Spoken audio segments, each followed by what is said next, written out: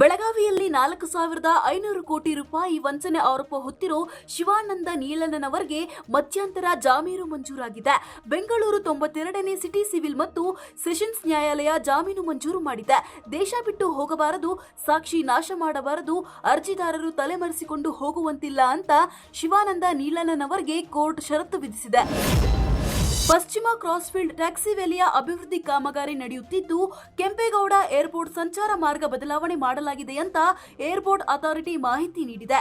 ಇಂದಿನಿಂದ ಜೂನ್ 30ರವರೆಗೂ ಮಾರ್ಗ ಬದಲಾವಣೆ ಮಾಡಲಾಗಿದ್ದು, ಟರ್ಮಿನಲ್ ಬೌಲೆವರ್ಡ್ ರಸ್ತೆಯಿಂದ ಬೆಂಗಳೂರು ನಗರದ ಕಡೆಗೆ ಹೋಗುವ ಮಾರ್ಗದಲ್ಲಿ ಸಂಚಾರ ಬದಲಾವಣೆಯಾಗಿದೆ.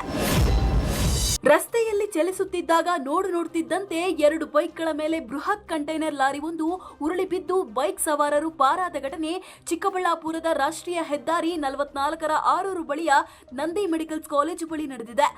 ಅದೃಷ್ಟವಶಾತ್ ಈ ಘಟನೆಯಲ್ಲಿ ಯಾವುದೇ ಪ್ರಾಣಾಪಾಯ ಸಂಭವಿಸಿಲ್ಲ ಅಂತ ತಿಳಿದು ಬಂದಿದೆ. ರಾಜ್ಯದಲ್ಲಿ ಮುಂಗಾರು ಮಳೆ ದುರ್ಬಲ ಆಗಿರೋದ್ರಿಂದ ಬರದ ಬಗ್ಗೆ ರೈತರು ಆತಂಕ ಶುರುವಾಗಿದೆ.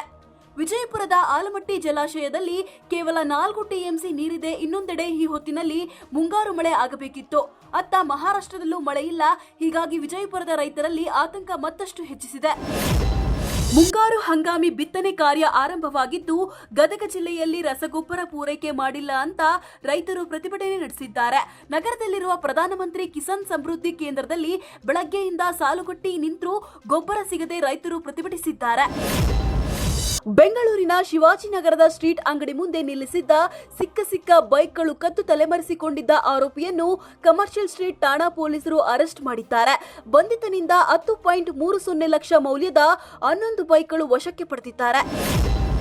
ಚಿಕ್ಕಬಳ್ಳಾಪುರ ಜಿಲ್ಲೆ ಗುಡಿಬಂಡೆ ಪಟ್ಟಣದಲ್ಲಿ ಹಾದು ಹೋಗಿರುವ ರಾಜ್ಯ ಹೆದ್ದಾರಿಯಲ್ಲಿ ಹಲವು ವರ್ಷಗಳಿಂದ ನೆನೆಗುದಿಗೆ ಬಿದ್ದಿದ್ದ ಮೋರಿ ಕಾಮಗಾರಿಗೆ ಬಾಗೇಪಲ್ಲಿ ಶಾಸಕ ಎಸ್ಎನ್ ಸುಬ್ಬಾರೆಡ್ಡಿ ಗುದ್ದಲಿ ಪೂಜೆ ಮಾಡುವ ಮೂಲಕ ಚಾಲನೆ ನೀಡಿದರು.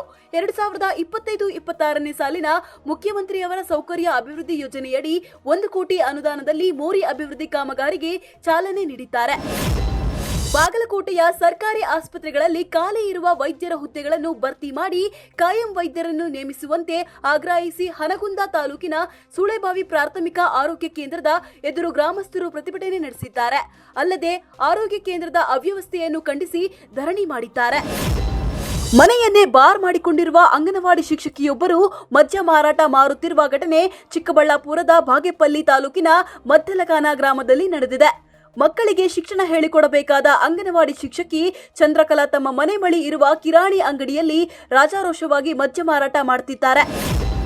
ಪಾವಗಡ ವಿಧಾನಸಭಾ ಕ್ಷೇತ್ರದ ಶಾಸಕರಾದ ಎಚ್.ಬಿ. ವೆಂಕಟೇಶ್ ಅವರಿಗೆ ಸಚಿವ ಸ್ಥಾನ ನೀಡಬೇಕೆಂದು ಇಮ್ಮಡಿ ಸಿದ್ದರಾಮೇಶ್ವರ ಭೂವಿ ಸಂಘದ ಮುಖಂಡರು ಆಗ್ರಹಿಸಿದ್ದಾರೆ.